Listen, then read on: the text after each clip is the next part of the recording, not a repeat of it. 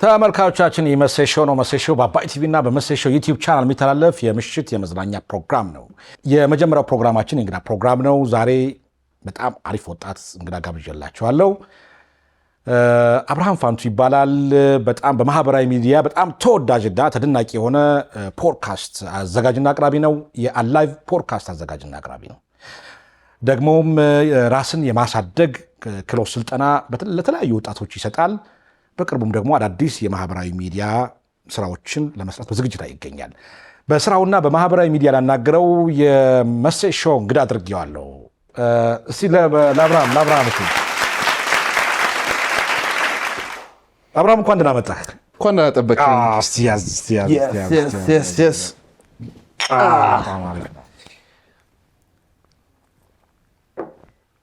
ዛሬ እንግዲህ ያው ጠያቂ ሲጠየቅ ነው። ብዙ ጊዜ ሰው ቢያውቅህ በጠያቂነት ነው። በደንብ አንድ ጥያቄ ተወረውራለህ፣ ጸጥ ብለህ ታዳምጣለህ። እሱ እኮ ነው ስራው። ዋናው ስራው ሰዎችን ማዳመጥ ነው እንጂ ያንተን ነገር ማውራት አይደለም። ስለዚህ ያንተም እውቀትና አንተ ጋር ያለው ነገር የሚታወቀው በጥያቄ ብስለት ልክ ነው። ስለዚህ ጥያቄው ላይ ነው በደንብ የምዘጋጀው። በተቻለ መጠን ደግሞ እንዲያወሩ ቦታውን እለቃለሁ። እኛ ደግሞ ትንሽ ይሄ መዝናኛ ፕሮግራም ሲሆን ቻቻታ የተለያዩ የቃለ መጠይቅ አይነቶች አሉ። የእናንተ ጀነር እና የኛ ጀነር አንድ አይደለም። እኔ በማል ጣልቃ ልገባ ይችላል። ምንም ችግር የለውም። በጣም የአላይቭ ፖድካስት ተመልካች ነኝ፣ ፎሎወር ነኝ። እና በጣም ከጊዜ ወደ ጊዜ በጣም እየተወደደ የመጣ በምታቀርባቸው እንግዶች በሚተላለፉት ሀሳቦች በጣም ተወዳጅ የሆነ ፖድካስት ሆኗል። በአጭር ጊዜ ነው እንደዚህ በጣም ተወዳጅ የሆነው። ምንድን ነው ሚስጥሩ? ዋናው ሚስጥር ለሰዎች ጠቃሚ የሆነ ነገር ማቅረብ መቻል። እኔ ጫጫታውን አልፈልገውም።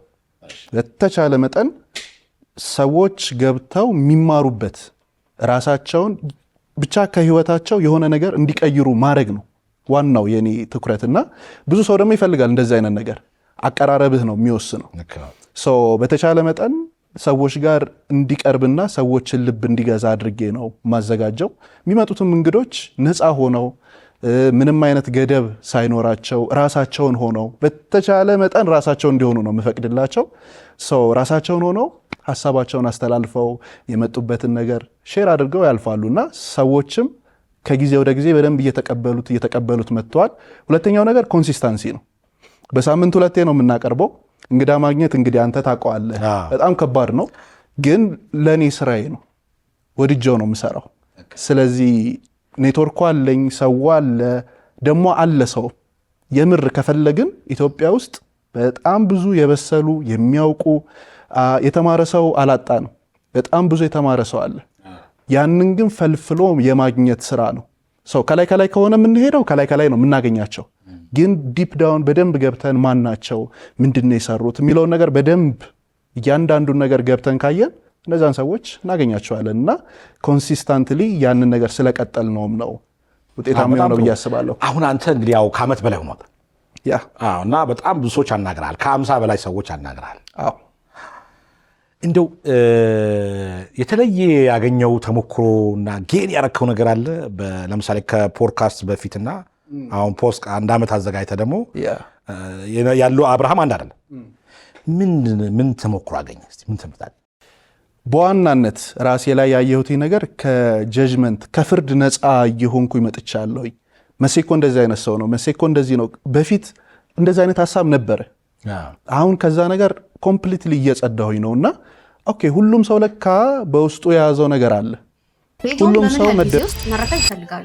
በ2 ዓመት ጊዜ ውስጥ ወይስ በ1 ዓመት ጊዜ ውስጥ? ሊታመን በማይመስል መልኩ ይሄኛውን ቤት በ7 ወር ጊዜ ውስጥ ይረከቡ። እንኳን ወደ ጊፍት ሪል ስቴት የመኖሪያ መንደር በሰላም መጡ። ጊፍት ሪል ስቴት ከዚህ በፊት በአያት እና በሲኤምሲ 3 መንደሮችን ያስገነባ ሲሆን አሁን ደግሞ በአዲስ አበባ ቁልፍ ቦታ በሆነው በለገሃር 4ኛ መንደራችን እያስገነባ እንገኛለን። ጊፍት ሪል ስቴት በዚህ መንደር ላይ 18% እውነተኛ ቅናሽ ለሱቆችና ለቤቶች ያወጣን ሲሆን ይህ ቅናሽም የሚቆየው እስከ ህዳር 30 ነው። በተጨማሪም ይህ ቅናሽ የሚያካትተውን የ6 ኪሎ ሳይታችንን በቅርብ ቀን የምንለቅ ይሆናል። በውጭና በሀገር ውስጥ ለምትገኙ ደንበኞቻችን ለበለጠ መረጃ በዋትሳፕ፣ በቴሌግራም፣ በቫይበር እንዲሁም በኢሞ ታች ባለው ቁጥር ኮንታክት ያድርጉ።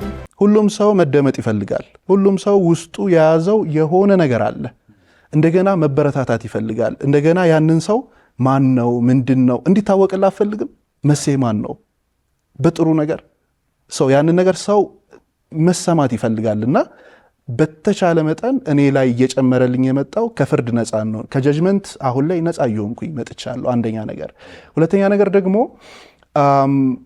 አለ ሰው አለ፣ በቃ ለኢትዮጵያ የሚሆን ሰው አለ፣ ለወጣቱ የሚሆን ሰው አለ፣ የሚያስተምር ሰው አለ፣ ራሱን ለመቀየር የተዘጋጀ እየሰራ ያለ እየለፋ ያለ ሰው አለ። ግን ከላይ ያሉ ትንሽ ጫጫታዎች ምናምን ስላሉ ያ ነገር ሸፍኖት ሊሆን ይችላል እንጂ ሁሉም ሰው ካየ ሁሉም ሰው እየሰራ እኮ ነው።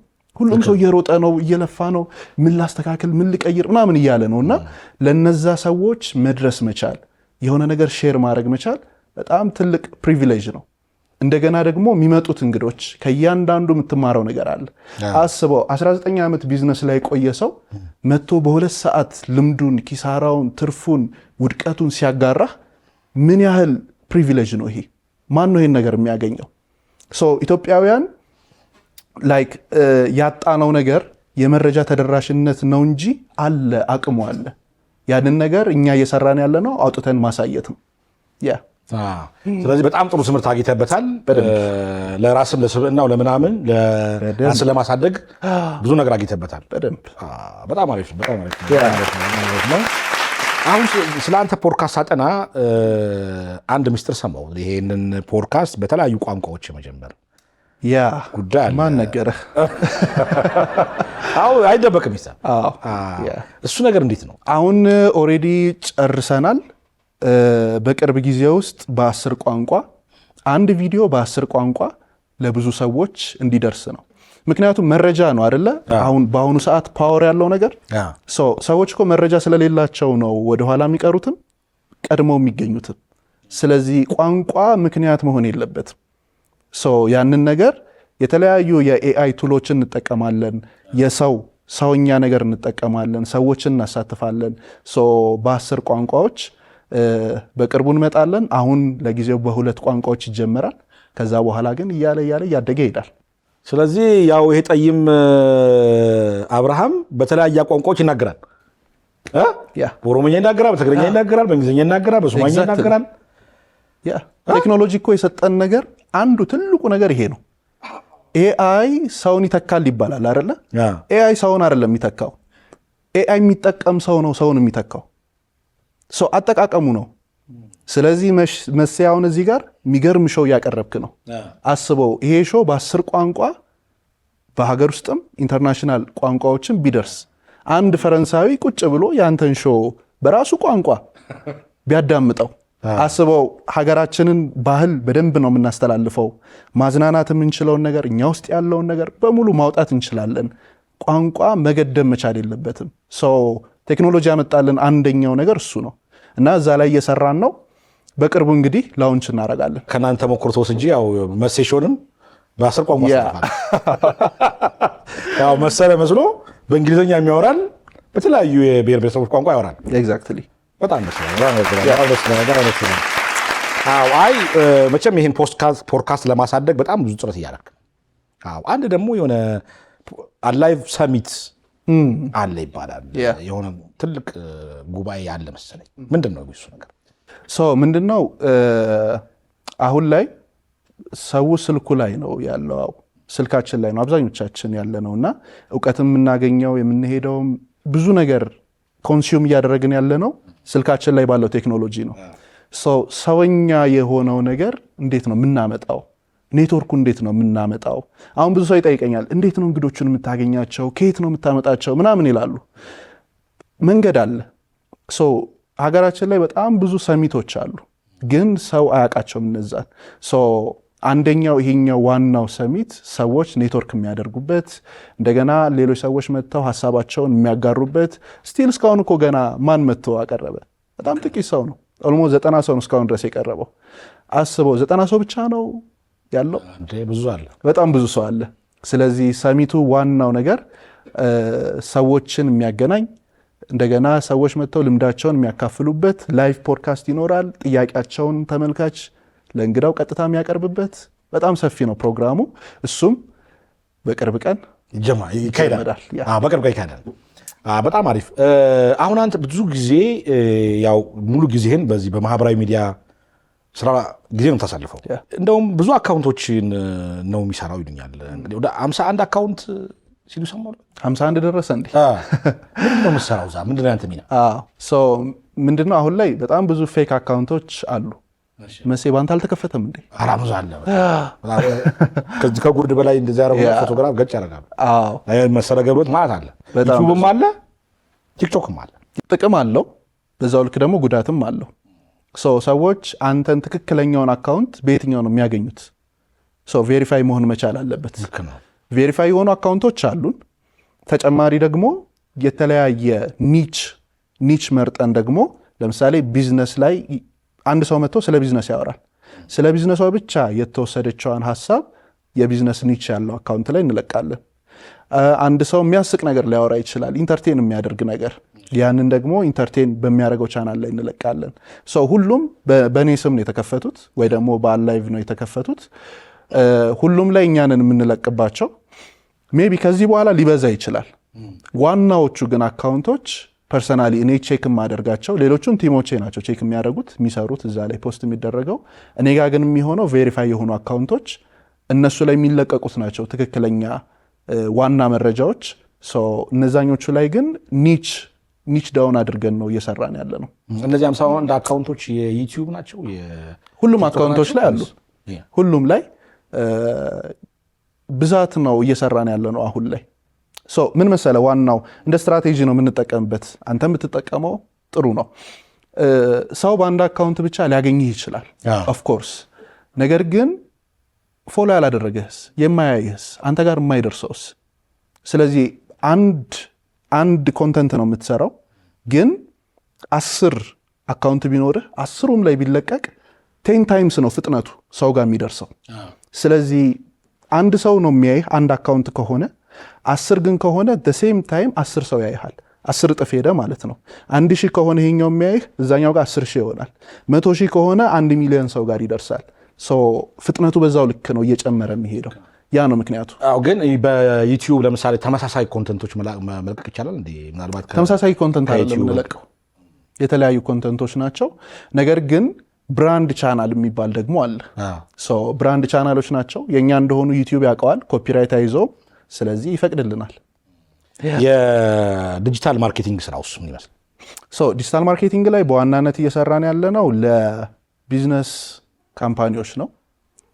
ብዙ ቢዝነስ ካምፓኒዎች ምርታቸውን ሰው ጋር ማድረስ ይፈልጋሉ። ዌውን ግን አብዛኞቹ እየተጠቀሙት አይደለም። አሁን ላይ ግን እየመጡ ነው። አንዳንድ ካምፓኒዎች ወደ ማህበራዊ ሚዲያ እየመጡ ምርታቸውን እያስተዋወቁ እየሄዱ ነው።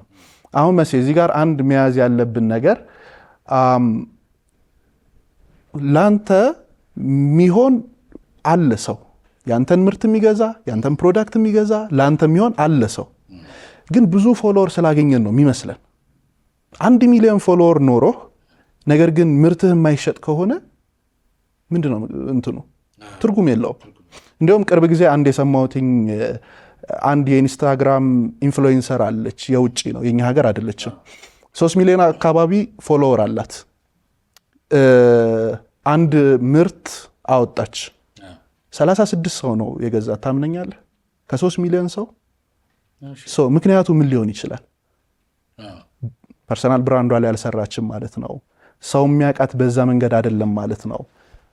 ብዙ ምክንያቶች አሉ እንደዚህ ከተዘረዘረ። የትኛውም ኢንፍሉዌንሰር የትኛውም ካምፓኒ ሲመጣ ኒች ዳውን አድርጎ በራሱ ነገር ብቻ ለሚፈልጋቸው ታርጌት ለሆኑ ኦዲየንሶች ለነሱ ማድረስ ቢችል ያ ካምፓኒ ያድጋል፣ እንደገና የሰው ችግር ይፈታል። በዛ ምክንያት አሁን የዲጂታል ማርኬቲንግ ካምፓኒ አለን። በሱ ለብዙ ካምፓኒዎች ሰርቪስ እየሰጠን ነው። ኮንተንት ክሪኤሽን፣ ዲጂታል ማርኬቲንጉ ላይ ያሉትን በጠቅላላ ሰርቪሶችን እንሰጣለን። በጣም አሪፍ ነው። እንደው የማህበራዊ ሚዲያ ላይ እንግዲህ አንተ ብዙ ሙሉ ጊዜህንም እዛ ስለሆንክ አሁን ቀደም እንዳልኩት ይሄ የማህበራዊ ሚዲያንን እንዴት ነው ለለውጥ የምንጠቀምበት? እንዴት ነው ለእድገት ለቢዝነስ የምንጠቀምበት? እንዴት ነው የሚለውን ነገር እንደው ትንሽ ብታብራራ ጥሩ ነው። መቼም አሁን ብዙ ልምድ እያካበትክ ስለ በጣም አሪፍ። ማህበራዊ ሚዲያ ይዞልን የመጣው አብሶ ለኛ በዚህ ጄኔሬሽን ላይ ላለን ሰዎች ይዞልን የመጣው በጣም ሰፊ ነገሮች አሉ። ገብተን ማየት ማንበብ ለሚችል ሰው በጣም ብዙ ጥቅሞች አሉ። በዛው ልክ ደግሞ ለጉዳት የሚጠቀሙበትም ሰዎች አሉ። እስኪ አንዴ ለጉዳት የሚጠቀሙበትን እንተዋቸውና እንዴት ለጥቅማችን እንጠቀምበት። መሴ ሜቢ ዋናው ስራ ይሄ ሊሆን ይችላል። አላቅም ሌላ ስራ ይኑርህ አይኑርህ። ይሄ ከሆነ ዋና ስራ በዚህ ኑሮህን መግፋት አለብህ። ቤተሰብ አለ፣ መኖር አለብህ። ምቹ የሆነ ቤት ውስጥ መኖር አለብህ። ቤተሰብ ካንተ የተረፈ እነሱ በደንብ መዝናናት አለባቸው። በደንብ አይደለ?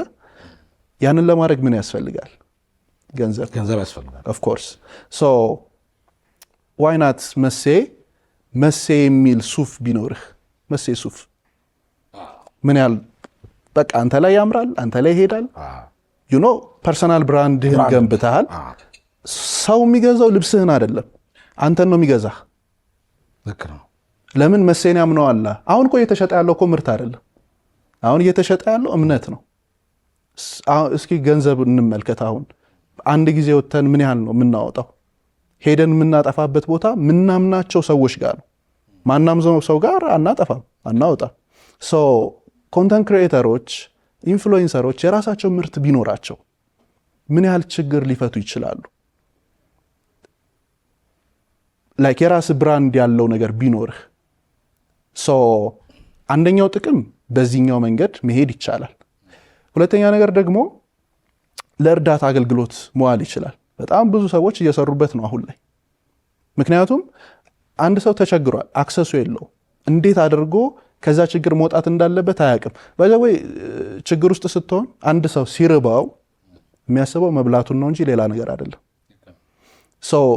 አንድ ችግር ላይ ያለ ሰው የሚያስበው እንዴት አድርጌ ከዚህ ችግር ልውጣ ነው እንጂ እንዴት አድርጌ ኢንፍሉዌንሰር ልሁን፣ እንዴት እንትን ልሁን ምናምን አይደለም።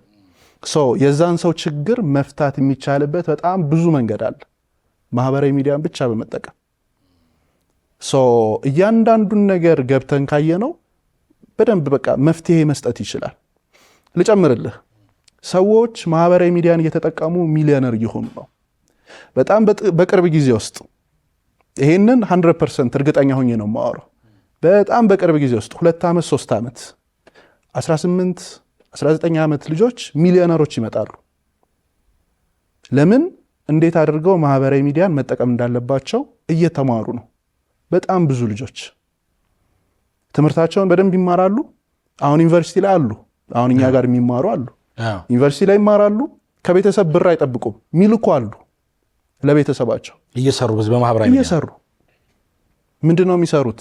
ኮንተንት ማህበራዊ ሚዲያ ላይ ትልልቅ ድርጅቶች ያስተዋውቃሉ። ለነሱ ኮንተንት መስራት ግዴታ መታየት አይጠበቅብህም። ብዙ ሰው የሚመስለው ወጥቶ ስለታየ ብቻ ውጤታማ ሆናለሁ ነው አይደለ? መታየት አይጠበቅብህም። ሳትታይ ገንዘብ መስራት ትችላለህ። ብዙ መንገዶች አሉ። ያ ግን ያው አንደኛ ነገር ፍላጎት ይፈልጋል። ሁለተኛ ነገር ድፍረት ይፈልጋል። ሜቢ ትንሽ ጊዜ እንቅልፍ ልታጣ ትችላለህ። ከኮንፈርት ዞን ልትወጣ ትችላለህ። ያንን ሁላ ነገር ሳክሪፋይ ማድረግ ይኖርብሃል እና በቅርቡ እነዛ ልጆች እናያቸዋለን። በጣም አሪፍ ነው። በጣም አሪፍ ነው። አሁን ብዙ ሰው መታወቅም ይፈልጋል። መታወቅ ፈልጎ ደግሞ ታውቆም ሊሆን ይችላል። ግን ያንን እውቅናቸውን ወደ ገንዘብ ወደ ቢዝነስ የመቀየር ጉዳይ ደግሞ አናሳ ነው። አብዛኛው ሰው የሚታወቅ ሰው አብዛኛው ገንዘብ አይሰራም፣ ቢዝነስ አይሰራም። በዚህ ጉዳይ ለምን አስተያየት አለ? ማለት እንዴት ነው የእውቅናቸውን ወደ ቢዝነስ መቀየር ያለበት? በጣም አሪፍ። እዚህ ጋር እንዲያውም እንኳንም ጠየቀኝ። አብዛኞቻችን የሚያጠቃን አንደኛው ነገር ኢጎ ነው። እየታወክ ስትሄድ፣ ሰው እየወደደ ሲሄድ፣ በዛው ልክ ኢጓችን በቃ ከፍ እያለ ይሄዳል። የምር ግን ካየ ነው ማለት እዚህ ጋር አንድ እንትን ጋር ከዚህኛው አካውንታችን በፊት ሌላ የዩቲዩብ ቻናል ነበረ። 6-8 ወር አካባቢ ምንም አይነት ገንዘብ አልሰራንበትም። ምንም አይነት እንትን የለውም። የመጡት እንግዶች ተመልካቾቻችንን በደንብ ጠቅመዋል። ነገር ግን እኛ ሰርቫይቭ ማድረግ አቅቶን ነበረ እና የዛ ሰዓት አካውንቱ ሲዘጋ እና አዲስ አካውንት ከፍቻለሁ ምናምን ብዬ ሳስተዋውቅ ከዛ በፊት የነበሩ ሰዎች እምቢ ያሉኝ ሰዎች አሉ። ጋራንትድ አይደለም ማለት ነው፣ ልታጣው ትችላለህ። ሀሳቤ ገብተዋል። ይህንን ማወቅ መገንዘብ መቻል አለብህ። ብዙ ፎሎወር አለህ። ኦኬ 1 ሚሊዮን 2 ሚሊዮን 3 ሚሊዮን ፎሎወር ሊኖርህ ይችላል። ባል ሊደረግ ይችላል፣ ሊዘጋ ይችላል። የዛ ሰዓት መሴ ማን ነው? የዛ ሰዓት ያ ኢንፍሉዌንሰር ማን ነው? የምር ከዜሮ ተነስቶ እንደ አዲስ ማድረግ ይችላል? እንደ አዲስ እስካሁን ድረስ የከፈለውን ዋጋ መክፈል ይችላል? ያ ሁላ ነገር አለ። ወደ ፐርሰናሊቲ ይመጣል ማለት ነው። አንድ ነገር ላይ በትዕግስት መቆየት ትችላለህ ወይ? አንዳንድ ሰዎች አንተን ፎሎ የሚያደርጉህ ምናልባት ከነሱ ጋር የሚገናኝ ነገር ስላቀረብክ በዛች ጉዳይ ብቻ ወደውት፣ ያው በስሜት አይደለ የምንሄደው፣ ያቺ ስሜት ተነክታ ወይ አስደስታቸው ወይ አስቃቸው ወይ ደግሞ አሳዝናቸው ምናምን ፎሎ ሊያደርጉ ይችላሉ። ከዛ በኋላ ቼክ አያደርጉ። ሁሉም ሰው የራሱ ህይወት አለው፣ በራሱ መንገድ ነው እየሄደ ያለው። ቼክ አያደርግህም። ስለዚህ መልሰህ ታገኘዋለህ ወይ? ስለታወክ ብቻ አይደለም፣ የታወከውን እውቅና ተጠቅመህ የሆነ ነገር ስራ። እርዳታ ከሆነ እርዳታ ስራበት፣ ቢዝነስ ከሆነ ቢዝነስ ስራበት፣ ምርት ከሆነ የራስ የሆነ ምርት ይኑርህ። አገልግሎት ስኪል ካለ ተማር። ያንን የተማርከውን ነገር ለሰዎች አጋራ። ይሄ ነገር ሲመጣ አንደኛ ገንዘብ ትሰራበታለህ፣ ህይወትን ትቀይራለህ፣ የሰዎችን ችግር ትፈታ። ዋናው ደግሞ ይሄ ነው። በዛ ቢዝነስ ስለታወቅ አይደለም ዋናው። አብሶ ኢንተርፕሪነርሺፕ ላይ ዋናው አሁን ላይ ፎከስ እያደረኩ ያለሁት እኔም ኢንተርፕሪነርሺፕ ላይ ነው። አንድ ኢንተርፕሪነር ዋና ስራው ችግር መፈለግ፣ ያንን ችግር ማየት፣ ለዛ ችግር መፍትሄ መስጠት፣ ከዛ ያንን የሰጠውን መፍትሄ ዞሮ ዞሮ ሰው ችግሩ ሲፈታለት ለመክፈል ወደኋላ አይልም። አንተም ሜክ ማድረግ። ስለዚህ የሚታወቁ ሰዎች በእንደዚህ አይነት አሁን ባልከው ጥረቶች ወደ ቢዝነስ መቀየር ይችላሉ ማለት ነው። ኦፍኮርስ መታወቅ ብቻ ጥቅም የለውም። ዓለም ላይ ያሉትን እንመልከታቸው እስኪ። ክርስቲያኖ ሮናልዶ አሁን እሱን ካየን ሽቶ አለው፣ ሆቴሎች አሉት፣ ብዙ ቢዝነሶች፣ እሱ ራሱ ማያውቃቸው ሆቴሎች አሉ። ባይዘው ቼክ የማያደርጋቸው ማለት ነው። በሱ ስም እንዳልኩህ ነው። ያለህን እውቅና ተጠቅመ ወደ ሆነ ነገር አውርደው። ገንዘብ አይያዝም፣ የምትይዘው አሴት ነው። መሴ ሽሮ ቤት ከፍታለሁ። በቃ የስ መሴ ሽሮ ብዬ የሽሮና የበርበሬ ኦፍኮርስ እንደሱ ማድረግ ይችላለሁ በደንብ። መሴ ባልትና ውጤቶች ባልትና ቀን ሄዳል። ሌሎች ነገሮች እንፈጥራለን በደንብ። ጥሩ ነገር አውቄያለሁ። ቢያንስ የምንታወቅ ሰዎች የተወሰነ ሌላ ፐርሰናል ብራንድ ይዘን ሌሎች ቢዝነስ ውስጥ መግባት እንችላለን ለማለት ነው። በደንብ በዚሁ አንድ መልእክት ማስተላለፍ የምፈልገው ምናልባት ይህንን መናገር ለእኔ እንዴት ነው እንደ ምክርም በለው እንደምንም ውሰድልኝ። ግን ብዙ አርቲስቶች አሉ የምንወዳቸው የምናከብራቸው፣ እነሱን እያየን የተዝናናን የተማርን፣ በፊልሞቻችን ላይ ሲኒማው ላይ ያሉ በጣም ብዙ ሰዎች አሉ የሚታወቁ። አንዳንዶቹ በጣም ጎበዝ ናቸው፣ ያንን ነገር ቀይረውታል። የራሳቸውን ፈርኒቸር ቤት የከፈቱ አሉ፣ የራሳቸውን ሆቴል የከፈቱ አሉ፣ የራሳቸውን ብዙ ነገር ብቻ በራሳቸው በስማቸው ሊሆን ይችላል፣ ከስማቸው ውጭም ሊሆን ይችላል፣ የሆነ ነገር ላይ ብቻ አውለውት አገልግሎት እየሰጡ ነው። አንዳንድ ሰዎች ደግሞ አብሶ የታወቁ ሰዎች ያንን እውቅናቸው የሚቆይ ይመስላቸዋል እና ያ አይቆይም ማለት ሰው ከእሱ ጋር የማይሄድ ነገር ስታነሳበት ይጥልሃል ወዲያው። እንደዚህ አይነት ሰው ነው እንዴ ብለው ነው እንትን የሚሉት። እና እባካችሁ በተሻላችሁ መጠን ያላችሁን እውቅና ያላችሁን ክብር መወደድ ቀይሩት ወደሆነ ነገር፣ ተዉት ኢጎን። ልክ ነው። የድሮ ቲያትረኞችና አርቲስቶች እኮ ብዙዎቹ ድሃ በሚባል ደረጃ ናቸው። እንደውም አንድ አርቲስት ኢንተርቪው ሲደረግ ምን አለ ሲባል አይ እስካሁን ጭብጨባ ነው የበላሁታል። ያው ጭብጨባ ሲበሉ ይኖሩና ምንም በዛ መንገድ እንግዲህ በፐርሰናል ብራንዳቸውን ሳይጠቀሙ ሌሎች ነገሮች ሳይጨረጨሩ በመቅረት ብዙዎቹ በዝቅተኛ የኑሮ ደረጃ የሚኖሩት።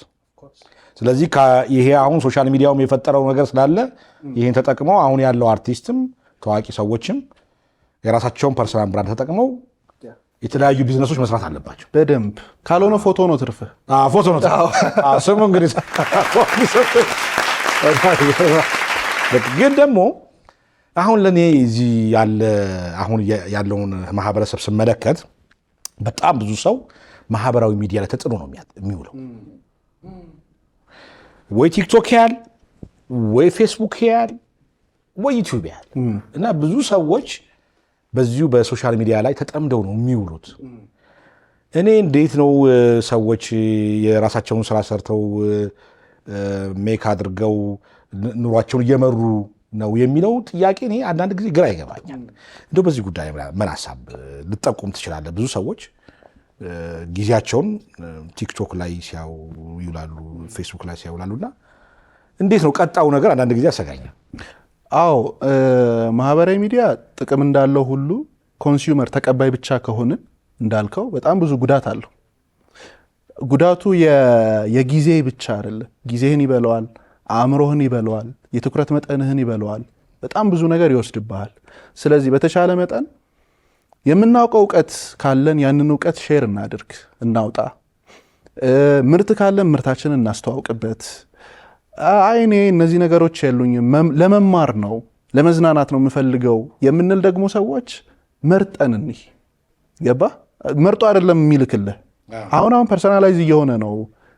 ሁሉም ቻናሎች በቆየህበት ልክ ነው የሚያመጣልህ። የሆነ ነገር ላይ ቆይተህ ካየህ መሴን ነገር ይወደዋል ማለት ነው ብሎ ተመሳሳይ ነገር ነው የሚልክልህ። አሁን ሰሞኑን እኔ ውፍረት ለመቀነስ የሚለውን ሙሉ ጊዜ አይቼ በሙሉ ስነካ በቃ ስለ ውፍረት ነው ምንድን ነው እያልኩ ነበር። ለካ ለዚህ ነው ፐርሰናላይዝ ሆኖ ይመጣል ወደ አንተ ሰርች በቃ በአንተ ልክ ነው የሚሄደው። አንተ ሰርች ያደረክለትን ነገር ያመጣልሃል። አንዳንድ ሰው ስልኬ ነው ጠላቴ ሲል ሰምተህ አታውቅም? ያ ስልክ እኮ አይደለም ችግሩ። ምንድን ነው ሰርች የምታደርገው? ምንድን ነው የምታየው? ምን ላይ ነው የምትቆየው? ያንን ነገር መምረጥ በጣም ከብዙ ነገር ይታደገናል። መማርም ከሆነ የምንማርባቸውን ነገሮች ብቻ ለይተን ሰብስክራይብ እናድርግ፣ ሼር እናድርግ፣ ላይክ እናድርግ። እንደዛ ሲሆን አልጎሪዝሙ አንተን የሚረዳህ ኦኬ፣ መሴ ለካ እንደዚህ አይነት ነገር ይመቸዋል፣ መሴ እድገት ይመቸዋል፣ መሴ ጤና ይመቸዋል ብሎ ያንን ነገር ነው ተረድቶ በዛ መንገድ ነው የሚልክልህ እንጂ ሌላ አይነት ነገር አይደለም የሚልክልህ። ስለዚህ ያንን መርጠን እንመልከት። የጊዜ እና የቆይታ አጠቃቀማችን ለምሳሌ በቀን ምን ያህል ጊዜ ነው የሶሻል ሚዲያ መጠቀም ያለብን? አሁን እንደምታየው ሰው ስራ ከፈታ ቢሮው ላይ ቁጭ ብሎም ቲክቶክን ነው የሚያየው፣ ፌስቡክን ነው የሚያየው እና ምን ያህል ጊዜ ነው ማየት ያለብን? ለጤናችንስ እንደጋ ደግሞ ሌላ ስራ እንድንሰራ አይምሯችንን ይሰርቀናል። ይሄኛው ጉዳይ እንዳትፈጥር፣ አዳዲስ ነገሮች እንዳትፈጥር እና አንድ የቁጭ ብለህ ትንሽ ነገር ያለው ብለህ ለ2 ደቂቃ ያለው ብለህ 5 ደቂቃ ወይም 10 ደቂቃ 30 ደቂቃ ልትቆይ ይችላል። እንትን አረከው ሰበሰብከው ሙሉ ቀን 5 ደቂቃ ብለህ 9 ሰዓት የሚቆያል እና 3 ሰዓት ላይ ማታ አልጋው ላይ ሆኖ ጀምሮ ድንገት ሰዓቱን ሲያው 9 ሰዓት ሆኗል እኮ። ይሄ ነገር አይጎዳንም ወይ? አዳዲስ ነገሮች ፈጥረን ለመስራት አያግደንም ወይ የሚለው ነገር በዚህ ሀሳብ ብትሰጥበት ጥሩ ነው። ምናልባት በደንብ ነው የሚያግደን ከብዙ ነገር። ትኩረታችንን እንዳልኩ የትኩረት መጠናችንን ይሰርቃል። ለጤናም ለአይናችንም ለብዙ ነገር። አሁን ይሄ ነው ብል የጤና ባለሙያ አይደለሁኝም። ነገር ግን ከምናያቸው ነገሮች አንጻር ቀላል አይደለም የሚያመጣው ነገር። ሰዎች የሚጠቀሙበትን ነገር በቃ እነሱ ወስነው ይጠቀሙ።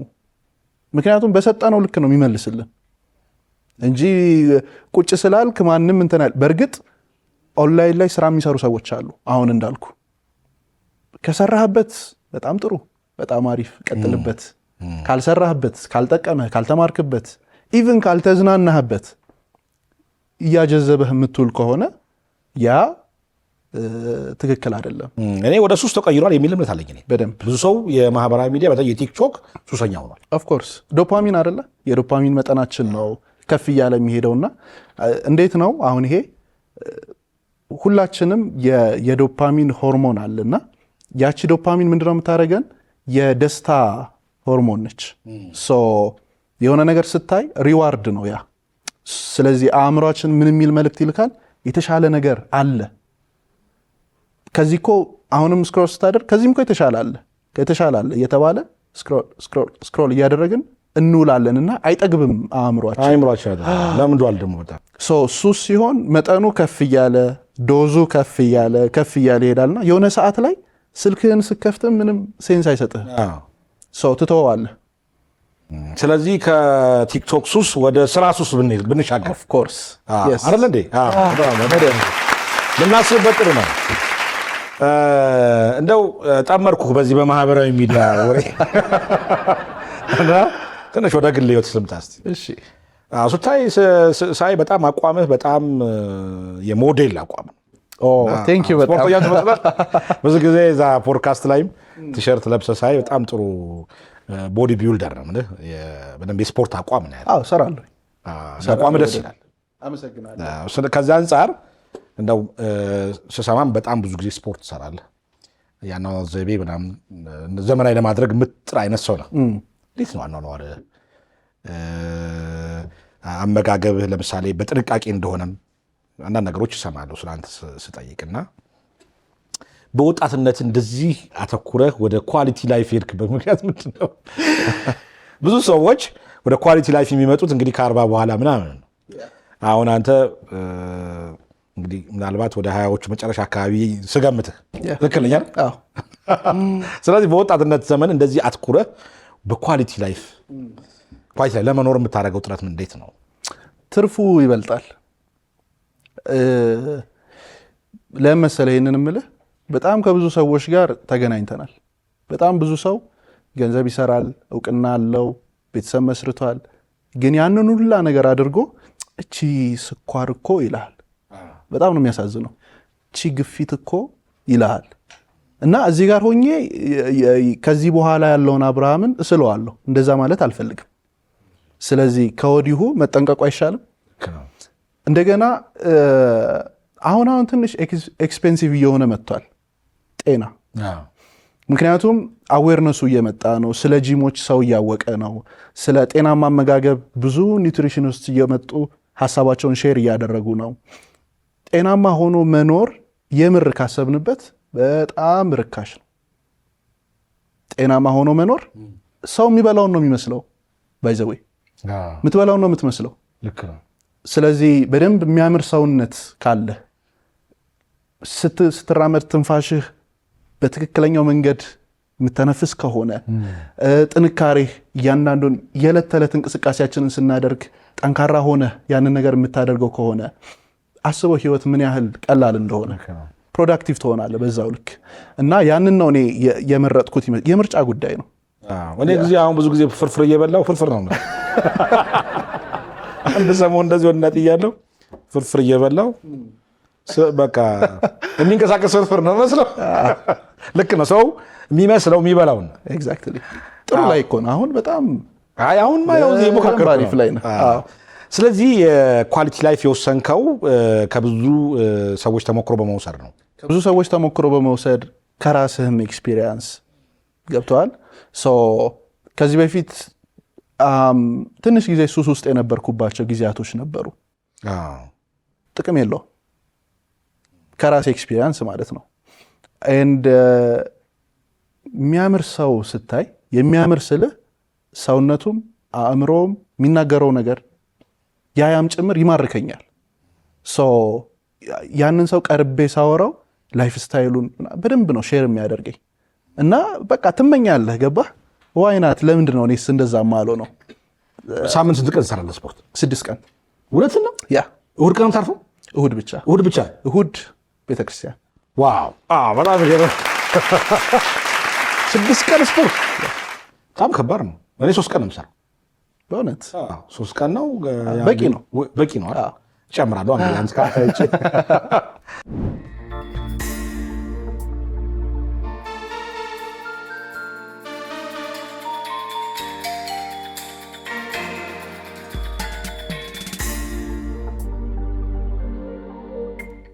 አመጋገብስ? አመጋገብ አሁን በጥንቃቄ ነው። አሁን ላይ ከዚህ በፊት ብዙ ጊዜ ውጪ ነበር የምመገበው። አሁን ግን በቃ የምወስደው የካሎሪ መጠን ታውቆ ምክንያቱም እንትን ነው ምን አለ መሰለ ቦዲ ቢልዲንግ ላይ ሰውነትን መገንባት ስትፈልግ የምትወስደው የፕሮቲን መጠን መጨመር አለበት፣ የምትወስደው የካርብ መጠን ምክንያቱም ጉዳቱ በዛው ልክ ነው። ብዙ ፋት እየተጠራቀመ በሄደ ቁጥር ለማይተላለፉ በሽታዎችም ትጋለጣለህ። ያን ነገር በማየት በተቻለ መጠን ጤናማ የሆነ አመጋገብ ነው የምከተለው። ስለዚህ ጥራት ያለው የአኗኗር ዘይቤ እየተከተልክ ነው። በጣም ከአብራ ብዙ ነገር እንውሰድ። በጣም ተሰማ ስላንተም በጣም ጠንቆ የሚኖር ስፖርት የሚሰራ አመጋገቡን በጣም መጥኖ የሚኖር ምናምን ይሉኛል። ታስታውቃለህ። ሌላው ቅድም መጀመሪያ መግቢያ ላይ ማስታወቂ ነበረ። በተለይ አንተ ከዚህ ከፖድካስቱ ውጭ ሰልፍ ዲቨሎፕመንት ስልጠና ትሰጣለህ። ይሄን ራስን የማሳደግ ክህሎትን የማሳደግ ስልጠና ላይ ነው። በሱ ላይ እንደው በወጣት ዙሪያ ምን ተገነዘብክ? ቅድም እንዳነሳውልህ ነው ሁሉም ሰው በራሱ የራሱን ህይወት ለመቀየር እየሮጠ ነው፣ እየተጣጣረ ነው። ያ ሰው የሚፈልገው እንዴት አድርጌ አሁን ካለሁበት ነገር ልውጣ።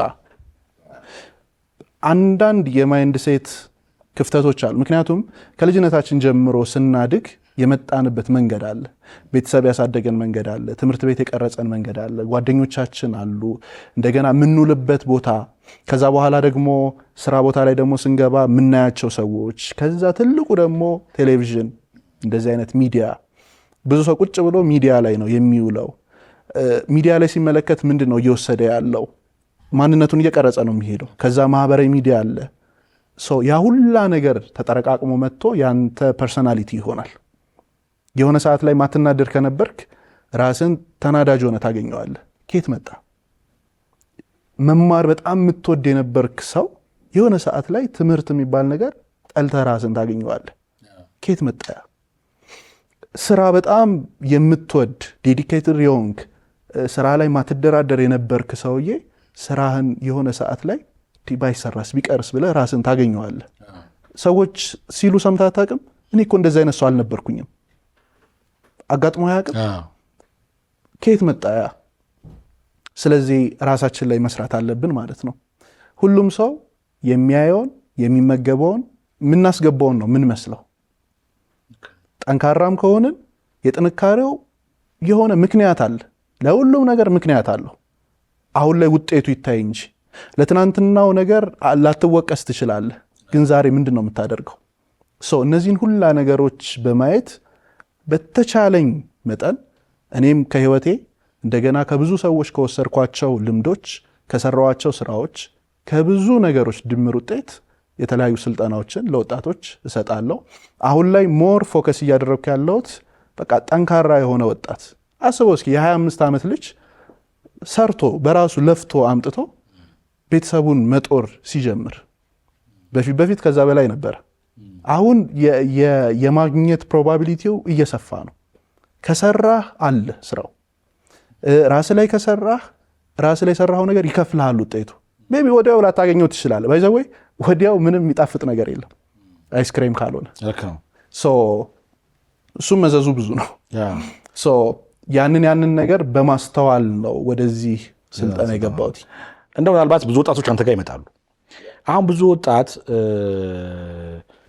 ክህሎት እጥረት አለበት የሚባል ነገር አለ። አሁን አብዛኛው ተቀጥሮ የመስራት እንግዲህ በእኛ ዘመን አብዛኛው ካሪክለሙ ወይ የትምህርት ስርዓቱ 12ኛ ክፍል ጨርሰን ዩኒቨርሲቲ ገብተን ከዛ የሆነ ኦፊስ ውስጥ አንድ ባለሙያ መሆን የሚል አይነት የነበረ እንደዚህ ወደዛ ነው የሚገፋፋው የነበረው ስርዓት ትምህርት። አሁን ደግሞ ትንሽ ጊዜው ያን ነገር አይፈልግም። ብዙ ጊዜ በክህሎት የተለያዩ ስራዎች እየፈጠሩ መስራት ነውና አሁን እንዴት አይነት ወጣቶች ነው የሚያጋጥሙህ? ክህሎት ያላቸው ናቸው ወይስ መቀጠር የሚፈልጉ ናቸው? ትምህርት ተምረው በአካዳሚካል መቀጠር የሚፈልጉ ናቸው? ሁለቱም አይነት አለ። ግን የትኛው ነው የሚያመዝነው? ቅጥር የሚጠላ ክህሎት የሌለው ገብተዋል ሀሳቤ የማይገናኝ በቃ ተቀጥሮ መስራት አይፈልግም። አይ እኔ እንደዚህ አይነት ነገር ጊዜን ለሰው መገዛት አልፈልግም ምናምን ይልሃል። ግን ደግሞ እሺ ምን አለ እጅ ላይ ሰው እንደዚህ አይነት ብዙ ሰዎች አሉ። እናም ያንን ነገር ተረድተውም ደግሞ ለመማር ይመጣሉ። አሁን ላይ ሞር ዲጂታል ክህሎት ላይ ነው ፎከስ የማደርገው፣ ግን ብዙ ቦታዎች ደግሞ ቴክኒካል ስኪሎች የሚያስተምሩ ቦታዎች አሉ። በዚህ በጣም ትልቁ መማሪያ ቦታ ተቀጥረህ የምትሰራበት ቦታ ነው። እየተከፈለ ኤክስፒሪየንስ ለማዳበር እየተከፈለ እና ምንድን ነው የምላቸው፣ በተቻለ መጠን ጎበዝ መሪ ጋር ተቀጠሩ። በቃ ሰክሰስፉል የሆነ ስራውን በደንብ ጠንቅቆ የሚሰራ ከሱ እየከፈለህ የምትወስደው በጣም ብዙ እውቀት አለ። በጣም ብዙ እውቀት በደሞዝ እርግጠኛ ነኝ አሁን ላይ አይኖርም። ልክ ነው፣ ምናየው ነው ኑሮውን። ስለዚህ ክህሎት ያስፈልጋል። ብዙ ካምፓኒዎች ደግሞ በጣም በሚገርም ሁኔታ ክህሎት ያለው ሰው እያገኙ አይደለም። ምክንያቱም አሁን ሲቪ ኤአይ ነው የሚሰራው። ባይዘው ሰዎች ኤአይ ላይ ቻትጂፒቲ ምናምን ይገባሉ፣ ሲቪያቸውን በዛ እንትን ይላሉ። ዋው የሚገርም ነው ምናምን ትላለህ። መጥቶ ግን ቴክኒካል ነገር ላይ ግን ስታየው፣ ስራው ላይ ስታየው ያ ሰው ኤክስፒሪየንስ ላይኖረው ይችላል። የምትፈልገውን ውጤት አይሰጥህም። ስለዚህ አሁን ላይ ከሲቪ በላይ ሰው የሚያየው የትምህርት ደረጃህንም አይደለም። ይሄ ሰው ልቡ እንዴት ነው? ለማደግ ሬዲ ነው ወይ? ለመማር ሬዲ ነው ወይ? መጥቶ የምር ዴዲኬትድ ሆኖ መስራት ይችላል ወይ? ያንን ሁላ ነገር ነው አሁን ላይ የሚያዩትና በተቻለ መጠን ተቀጥረን ትንሽ ጊዜ ብንሰራ። አሁን የማውቃቸው ልጆች አሉና ተመረቁ፣ ወጡ፣ የራሴን ስራ ነው የምሰራው ምናምን ብለው ከዛ ከሰሩ። ከዛ ምንድነው ምክንያቱ ብለው ሲታይ የትምህርት ችግር አይደለም፣ ያውቁታል ምን እንደሚሰሩ። ግን በትልቁ የምትማረው ስትሰራ የምትሳሳታቸው ስህተቶች ናቸው። ስህተትን ደግሞ አንማርም። ትምህርት ቤት ስለ ስህተት እንማራለን? አንማርም። ሰዎች ተቀጥረው ቢሰሩ እየተሳሳቱ እንኳን ራሳቸውን እያረሙ ከጊዜ ወደ ጊዜ በደንብ ፐርፌክት እየሆኑ እያደጉ ይሄዳሉ። እኔ እንጃ ተቀጥሬ በሰራሁበት ጊዜ በጣም ብዙ ጥፋቶች አጥፍቻለሁ። በጣም ብዙ የተቀጠርኩባቸውን ካምፓኒዎች ያከሰርኩበት ጊዜ አለ። ፕራውዶኛ አይደለም ማወራው፣ ግን ተምሬበታለሁ። በጣም ብዙ ነገር አግኝቼበታለሁ። ሰዎች ቢቀጠሩ ብዙ ነገር ይሸፍንላቸዋል። የተወሰነ ጊዜ ተቀጥረው ኤክስፒሪየንስ አዳብረው ወደ ሙያቸው ደግሞ ኦፍኮርስ። ግን ደግሞ ወላጆችም ልጆቻቸውን በሚያሳድጉበት ሰዓት ትንሽ ታዳጊ ሲሆኑ የተለያየ ክህሎት እንዲማሩ ማድረግ ተገቢ ይመስለኛል። በደንብ አሁን እኔ ኤክስፒሪየንስ በነግርህ አባቴ ልብስ ሰፊ ነው እና ከልጅነት ጀምሬ ልብስ ሰፋ ነው ያደኩት። ኦኬ። እና የልብስ መስፋት ክህሎት አለኝ ማለት ቅድም ያልኩት ትክክል ነው ማለት ነው። መሴሱፍ እና ልጆቻቸውን ሲያሳድጉ የተለያየ ክህሎት እንዲማሩ ቢያደርጉም ጥሩ ነው ብዬ አስባለሁ። በደንብ በትክክል። ለምሳሌ ጋዜጠኛ ባልሆን ልብስ ሰፊ ሊሆን ይችላል፣ ሁለተኛ ሙያ ሊሆነኝ ይችላል። እና እንዲህ አይነት ነገሮችን የተለያዩ ክህሎት እንዲኖራቸው ማድረግ ተገቢ ነው የሚል ሀሳብ አለኝ። ተገቢ ነው። ስለዚህ ወላጆች ልጆቻቸውን ስታሳድጉ በተለያዩ ክህሎቶች እንዲማሩ ማድረግ፣ የተለያዩ ሙያዎች እንዲማሩ ማድረግ በጣም አስፈላጊ ነው። በደንብ ለዚህ ሀሳብ ስሰማ ደግሞ አንተ በልጅነትህ በጣም ብዙ ስራ ሰርተሃል ይባላል። ያልሰራው ስራ የለም። ስለ ልጅነት አጫውተኝ፣ ለተሞክሮ ለዚህ ለወጣት ተሞክሮ እንዲሆን። ቤትዎን በምን ያህል ጊዜ ውስጥ መረከብ ይፈልጋሉ?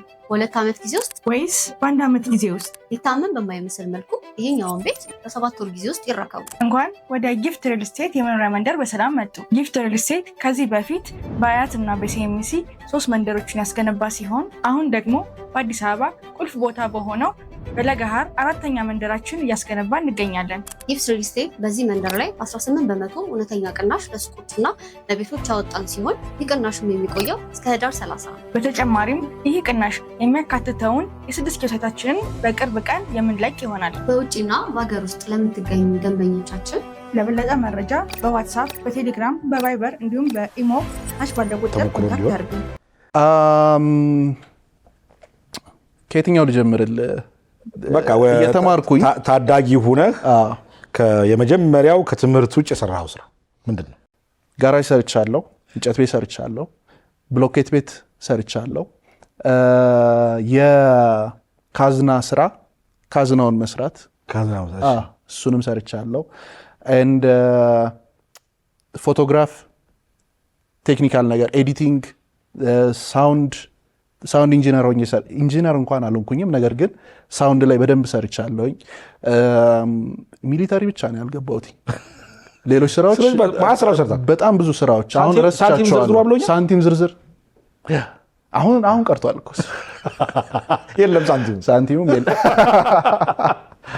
ስለዚህ እነዚህ ስራዎች ሁሉ ገና ታዳጊ ወጣት እያልን ነው የሰራው።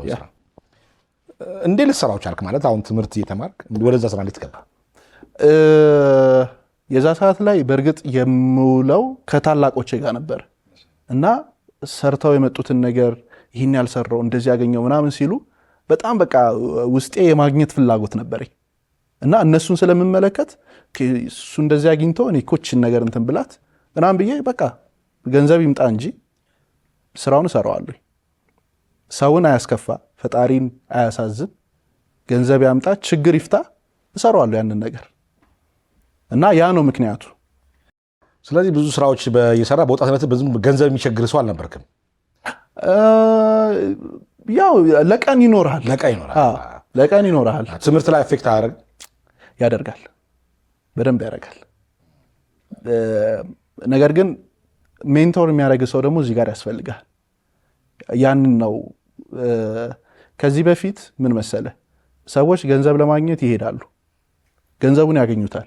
እንዴት ማኔጅ ማድረግ እንዳለባቸው ግን ስላልተማርን እኔንም ጨምሮ እናጠፋዋለን። እንደመጣው አይደለም የሚሄደው። በነገራችን ላይ ሲመጣ ቀስ ብሎ ነው፣ ሲመጣ እንደ ኤሊ ሲወጣ እንደ ጥንቸል። ያንን ነገር ማኔጅ ማድረግ መቻል ከተማሩ አሁን ላይ እኮ ያሉት እንዲሁም በደንብ ስለ ገንዘብ ማኔጅመንት በደንብ ነው የሚያውቁት። አሁን በፊት አንተ በወጣትነት ገንዘብ ታገኛለህ፣ ግን ወጪው ላይ ደግሞ ብዛት ታበዛ ነበር። ይመጣል ይሄዳል። ከዛ በኋላ በተለይ ጋራጅ ሰርተ ሳንቲም ዘርዝረ ቁልፍ ካዝና ሰርተ ከዛ በኋላ ወደ ሲኔማቶግራፈር ሆንካር። ከሲኔማቶግራፈር ሁነህ ያው እንግዲህ ፎቶ ቤትም ነበረህ። ከዛ ወደ ጋዜጠኝነት ወይም እንደዚህ ወደ ፖድካስት አቅራቢነት አዘጋጅ እንዴት ተሻገርክ? እንዴት አሰብከው? ከዚህ በፊት እመለከት ነበረ እና ግን በደንብ ትኩረት አድርጌ የነበረው ስራ ያቆምኩበትኝ ታይም ላይ ራሴን ታዘብኩትኝ። የዛ ሰዓት ላይ ያንን ነው በደንብ ሪያላይዝ ያደረግኩትኝ። የታዘብኩት ምንድን ነው፣ ስራ ስታቆም የሚቸግርህ ነገር ገንዘብ ብቻ አይደለም። የሚቸግርህ ነገር ሜንታል ሄልዝህንም ማሰብ መቻል አለብህ። የአእምሮ ጤና። አእምሯችን ካልሰራ ካልተንቀሳቀሰ ይደንዛል። መስራት የለመደ ሰውነት ሲቀመጥ የምር ይታመማል። እና የዛ ሰዓት ትንሽ ወደ ዲፕሬሽን ምናምን የገባሁበትኝ ታይም ነበር እና እዛ ውስጥ ሆኜ የማያቸው ነገሮች ፖድካስቶች ብቻ ናቸው። ዲፕሬሽን የገባው ለምንድን ነው? ስራ ቆምኩኝ። ስራ ሳቆም የዛ ሰዓት ላይ ፎቶ ቤት እየሰራ ከሰርክ? ፎቶ ቤቱ ከሰረ። ከዛ ሌላ ቦታ ላይ ተቀጥሬ ሰራ ነበረ። ከዛ ወጣሁኝ እና ስራ አጣህ? አጥቼ ሳይሆን ቆይ ትንሽ ልረፍ ብዬ ነበር የዛ ሰዓት የወጣሁት። ስወጣ ግን 3 ወር አካባቢ ነው ቤቴ የተቀመጥኩት። በዛ 3 ወር ውስጥ በቃ ከቀን ወደ ቀን የሆነ ነገር እየተጫነ ይመጣል። ባንዴ ቤት ውስጥ ቁጭ ማለት እኮ ጭንቀት ያመጣል በደንብ። የዛ ሰዓት ነው በደንብ ያየሁትኝና በእርግጥ አነባለሁ እማራለሁ፣ እዛም ሆኜ አላርፍም፣ ግን ስቲል አለ የሚይዝህ ነገር እና የዛ ሰዓት የምመለከተው ፖድካስቶችን ነበር። ከዛ የሀገር ውስጥ አለው ብዬ ቼክ አደረግኩኝ። አሉ፣ ግን በዛ ደረጃ ሜንታል ሄልዝ ላይ እንዴት ታድጋለህ እንደዚህ የሚጠቅም ነገር ላይ አላገኘሁኝም። ዋይናት ለምን አልጀምረው? ሙያው አለኝ። መጠየቅ ስንጠይቅ ነው ይኖር ነው። ያንን ነገር ጀመርኩት። ከመጀመሪያ በፊት ፕሪፔር አደረኩ፣ በደንብ ተዘጋጀው። ከዛ ኔትወርኩ አለ፣ ማቃቸው በጣም ብዙ ሰዎች አሉ፣ በተለያየ አጋጣሚ ያገኘዋቸው። እነዛን ሰዎች ደወልኩ፣ ጀምረህ። ስለዚህ ተጀመረ። በዛ ሲጀመር ሙሉ መሳሪያ ኖሮኝ አይደለም፣ ገንዘቡ ኖሮኝ አይደለም፣ የዛ ሰዓት ምንም ነገር ኖሮኝ አይደለም የጀመርኩት። ያለኝ ሀሳብ ነው፣ ትልቅ ሀሳብ ነበረኝ። እንደሚያድግ 100% እርግጠኛ ነበርኩ። ሰዎች እንደሚመጡ እርግጠኛ ነበርኩኝ። የዛ ሰዓት ላይ ተጀመረ። በቃ ከጊዜ ወደ ጊዜ እንግዳ ሲመጣ፣ ሌላ እንግዳ ሲጨመር፣ ስትማር፣ ስትሳሳት፣ የሆነ ነገር ፌል ሲያደርግብህ በዛ ስትማር እያለ ቻናሉም ተዘጋ። የመጀመሪያው። ከዛ እንደ አዲስ በእልህ ጀመርኩኝ። ምክንያቱም የዛ ሰዓት ላይ በጣም ብዙ ሰው ሲጠቀም አይቻለሁ፣ በጣም ብዙ ሰው። ስለዚህ እኔ ተጠቅሜ ሌላ ሰው ተጠቅመው ዋይ ለምን አልቀጥለውም እና አንድ እድል ለራሴ ልስጥ ብዬ ነው። አሁን እዚህ ጋር ማውራት የምፈልገው ሰዎች የሆነ ነገር ሲከስሩ ከሆነ ነገር ሲወጡ ለራሳቸው እድል አይሰጡ። ለራሳችን እድል አንሰጥም። በጣም ንፉግ ነን ለራሳችን። ለራስ እድል መስጠት ያስፈልጋል። እስኪ ለራስ እድል መስጠት ማለት ኦኬ ይሄ ነገር ከሰረ ተበላሸብህ አይደለ? እስኪ አንድ ጊዜ ልሞክረው፣ አንድ ጊዜ ልግባ። ትዳር ከሆነ እስኪ አንድ ጊዜ ቁጭ ብለን እናውራ። እስኪ አንድ ጊዜ እድል ልስጥ። እድል ለራስ መስጠት። ይሄም አይሆንም አንድ የምትባል አባባል አለች አይደለ? እኔ አንዴ ታገሳለሁ፣ ሁለቴ፣ ሶስቴ ግን የመጨረሻ ነው ይባላል። ማን የመጨረሻ ያደረገው? አራተኛ ብትሰጥስ? መሞከር። ያንን ነገር ለራሴ አንድ እድል ሰጠው። በቃ ልጀምረው አልኩኝ። እንደ አዲስ በአዲስ ኤነርጂ በአዲስ አቅም ድጋሚ ተጀመረ። እዚህ ደርሷል። አሁን እዚህ ጋር ደርሰናል። ስንት ፎሎወር አለ? 200,000 ብፁ ተመልካችም አለው። 200,000 ሰብስክራይብ ይኑረው እንጂ መዓት ተመልካች ነው ያለ። በደንብ እዚህ ላይ ቅድም ሱስ ብለኝ ነበር እና የትኛው ወቅት ላይ ነበረ ሱስ ውስጥ ገብተህ ነበር? ገንዘብ የማገኝበት ታይም ላይ ተቀጥሬ እየሰራው ብዙ ገንዘብ አገኛለሁ እና ያንን ገንዘብ እንዴት ማኔጅ ማድረግ እንዳለብኝ ስለማላቅ ኢንቨስትመንት ምንድነው አላቅም። ያ ገንዘብ ከመጣ በኋላ ምንድነው ማደርገው አላቅም። ጀስት በቃ የቤት ኪራይን ይክፈል፣ የዕለት ተዕለት እንቅስቃሴን ይሸፍን እንጂ ሌላው ትርፉ ነገር የት ላድርገው አላቅም። ስለዚህ ወደ ሌላ ሱስ አይደለም የመጠጥ ሱስ ነበር። ሌላ ምንም እንትን የለብኝም። እሱም አሁን ቆሟል። ያን ጊዜ አሁንማ ስፖርተኛ ሆናል። አሁን ምን ወቅት ስንት ጊዜ ነበረ በመጠጥ ውስጥ የቆየው? 4 ዓመት። አሁን ለወጣቶች ተሞክሮ እንዲረዳ እንዴት ከሱስ ወጣ የሚለውን ነገር ትንሽ ብታስጨብጠን። ምናልባት የጤና ባለሙያዎች እዚህ ጋር ያግዙኛል። ከሰው የምንመገበውም ይሁን የምንጠጣው ነገር ሰውነታችን የሚቀበልበት መንገድ አለ። የኔ ሰውነት መጠጥን እንደ ቤተሰቡ ነው የሚያየው እና አልከስርም፣ አልሰክርም። ከዛ ሳየው ልፋት ነው። ገብቷል። ለመደውና መጠጡ እንደ ውሃ ነው የሚወስደው። ሰውነት የሚያውቀው እንደ ውሃ ነው። ስለዚህ እንዴ ሌላ ሰው ይጠጣል፣ ይዝናናል፣ ፈታ ይላል።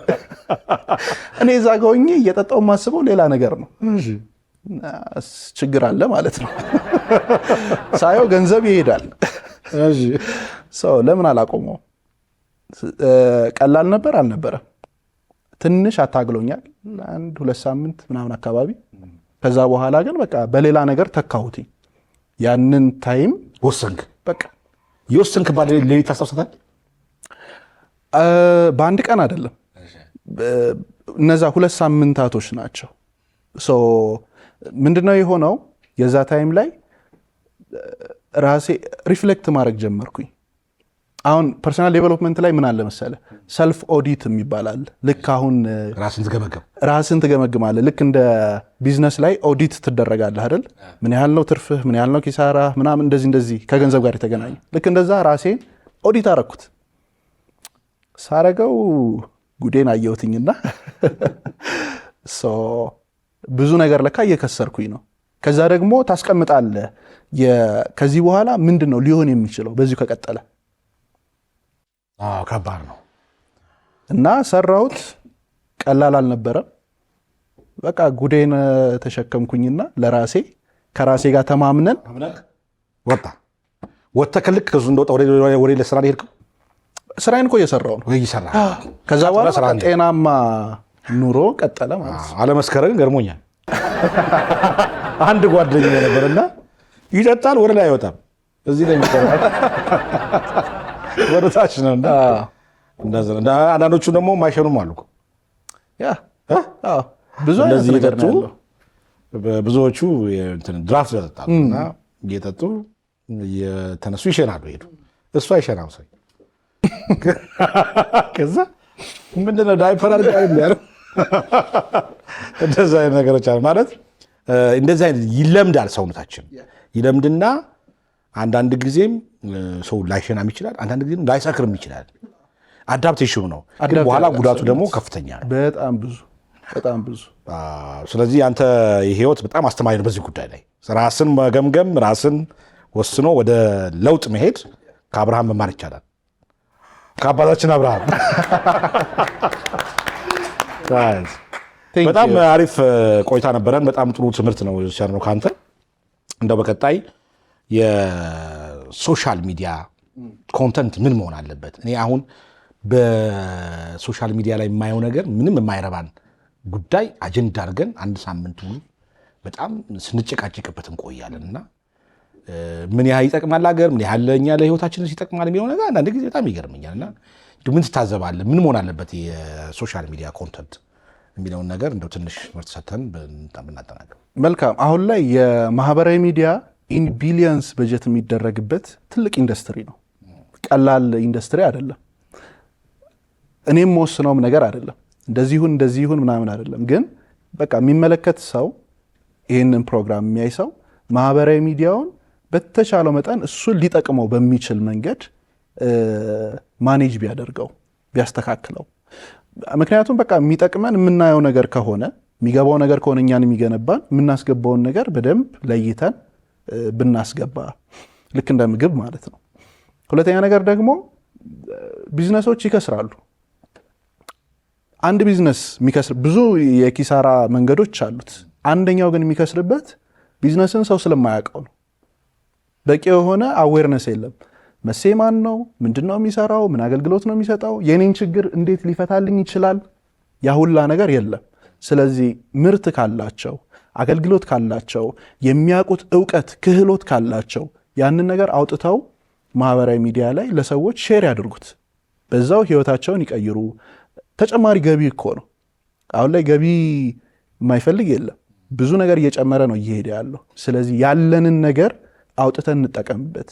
በዛው ልክ ደግሞ ማህበራዊ ሚዲያ ትልቁ ነገሩ ያግዛሃል፣ አንተን እንድታድግ ይሰጣል። መሴ ዴዲኬትድ ነው አይደለም፣ ኮንተንቱን ሰው ይወደዋል አይወደውም፣ ብዙ ነገሮችን ራሱ አልጎሪዝሙ ያውቃል። ስለዚህ ከሰጠኸው ከሰራህለት ራሱ የምትፈልጋቸው ሰዎች ጋር ያደርሳል። እንዴት እንደሚደርስ አታውቀው። እኔ አንዳንዴ የሚደወልልኝ ስልክ ይገርመኛል። ከየት አግኝተውት ነው ምናምን እላለሁ። በቃ ማህበራዊ ሚዲያ ላይ ካለ ከየት ተገኘ ማለት አትችልም። ገባ? ትልልቅ ሰዎች ይደውሉልሃል፣ ያመሰግኑሃል። አንድ ማረሰው በጣም ትልቅ ሰው ናቸውና ስማቸው መጥቀስ አልፈልግም፣ ግን ደውለውልኝ የምትሰራው ስራ በጣም ትልቅ ነው፣ ለሀገር የሚጠቅም ነው፣ ምናልባት አይታይም ብለህ እንዳታቆመው። እኛ ኮመንት ባንጽፍም ላይክ ባናረግም ምናይ ሰዎች አለን፣ ብዙ የሚያዩን ሰዎች አሉ። ስለዚህ ሰው አላየንም፣ ሰው ኮመንት አላደረገልንም፣ ሰው እንደዚህ አላደረገልንም ብለን ቁም ነገር ያለው ነገር የምንሰራ ሰዎች ወደኋላ እንዳንል። ምክንያቱም ዲስከሬጅ ያደርግሃል። የሆነ ሰው ከኋላ መጥቶ በትንሽ ነገር ሰው ጋር መድረስ ይችል፣ ያ ሰው ሲቀየር ምናምን ስታይ እንዴ እኔ ይሄን ሁላ ነገር እየለፋው ምናምን የሚል ነገር ይመጣብሃል። ስለዚህ ከዛ ለመውጣት በቃ ትዕግስት ይፈልጋል፣ ፔሸንስ ይፈልጋል፣ ጽናት ይፈልጋል። ያንን ሁላ ነገር አድርገን ለተነሳንበትና የጀመርነውን ነገር ብንቀጥለው ብዙ ሰው እንጠቅማለን፣ እኛም እንጠቀማለን። ላጠቃልል ነበር አንድ ፕሮዲሰር አንድ ሜሴጅ ሲልክልኝ ይሄን የመሰለ ቆንጆ ልጅ አግብቷል ወይ ብለህ ሳትጠይቀው ይለኛል። የሆነ መልእክት ሲልክልኝ አልቀርም እንደሱ ጥያቄ ጠይቀው። እሺ አላገባሁም፣ የፍቅር ጓደኛም የለኝም። አሁን ስራ ላይ ነው ፎከስ አድርጌ እየሄድኩ ያለሁት። ስራዬ ላይ ነው አሁን ትኩረት አድርጌ እየሄድኩ ያለሁት። እንግዲህ ማን ያውቃል ወደፊት ይሄን የመሰለ ሸንቃጣ የመስ ቆንጆ ልጅ ማን ነው የምታገባው? ማን ነው የምታገባው? አይደል እንዴ? እሺ እንግዲህ ያው እንጠብቃለን በደንብ። ያው ግን በእኔ አስተያየት ፓራሌል ቢሆን ጥሩ ነው። ስኬት አብሮ ስራም ህይወትም አንድ ላይ ሲሆን ጥሩ። አንዳንድ ሰዎች የሆነ ነገር ካሳኩ በኋላ ትዳር ለመመስረት ያስባሉ። በወቅቱ ላይሆን ይችላል፣ ያ እድሜ ከሄደ በኋላ። ስለዚህ አብሮ በወቅቱ ቢሆን አይሻልም? በወጣትነት እቀበላለሁ። አሁን ብዙ ጊዜ አግቡላለሁ ብቸኝነት ብዙ አይነት ሰው ግን በጊዜው ሲሆን ሳይሄድ ብዙ ሳይሄድ አሁን አንድ ስኬት ላይ ያለ አብሮ ይኸኛውን ስኬት ብታሳካ ጥሩ ነው ብዬ አስባለሁ። ይቅርታ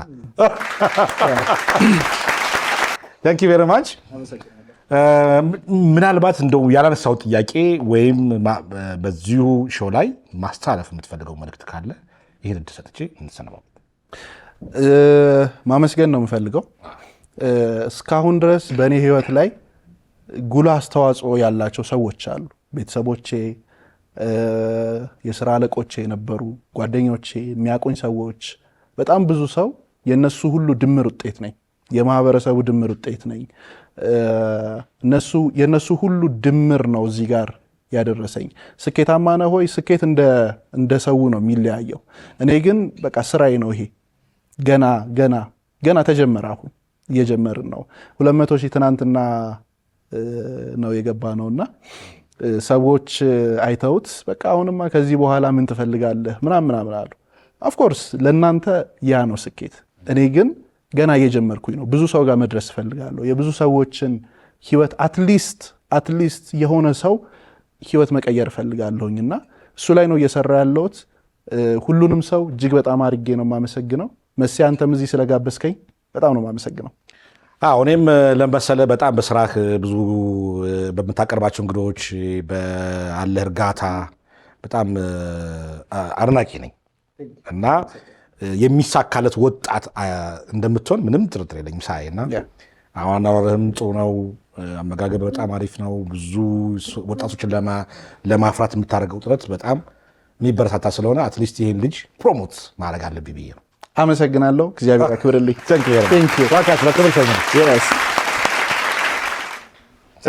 አመሰግናለሁ።